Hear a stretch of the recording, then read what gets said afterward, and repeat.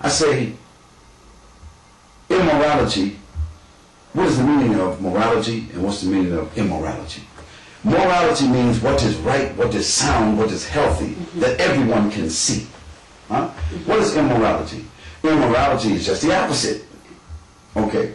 So we Muslims, through the Quran and through the Sunnah of the Prophet, peace and blessings be upon him, I say that we have the moral high ground. That's my position. I say to fellow Americans that read the Quran and look at the life of the Prophet, peace and blessings be upon him, and you will find that the Muslims, through the Quran and the life of the Prophet, we have the moral high ground in all over the world. Yes. And as a result of that, in spite of the problems in the Muslim world, usually our families stay together. So look at America, in spite of all the sophistication and the progress and technology and science and all the things that they're doing, what happens to the families? The families in America is a fading family. The average person that's in America, they don't even know their extended family anymore. The people don't have a dinner table. When you talk about the dinner table, there ain't no dinner table. There ain't no breakfast table, there ain't no dinner table. McDonald's, Burger King, and Pizza Hut took over the tables. No more Sunday dinners. Ain't no nothing good kind of dinners. Mom and dad got their own business. Mom and dad eat by themselves. Mom and dad got their own set of friends, and sometimes because they too busy working. Yeah, working or smirking. They doing something, you know what I'm saying?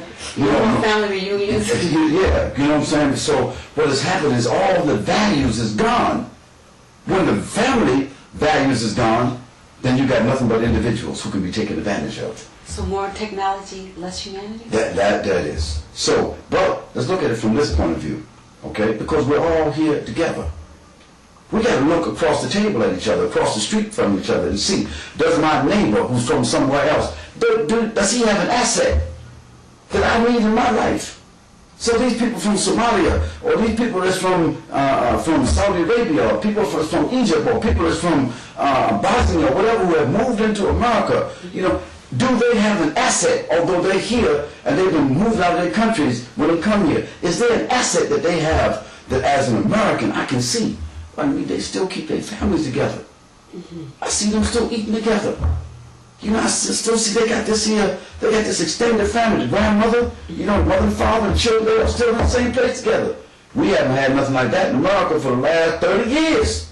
We got to ask them what that asset comes from. It comes from a behavior.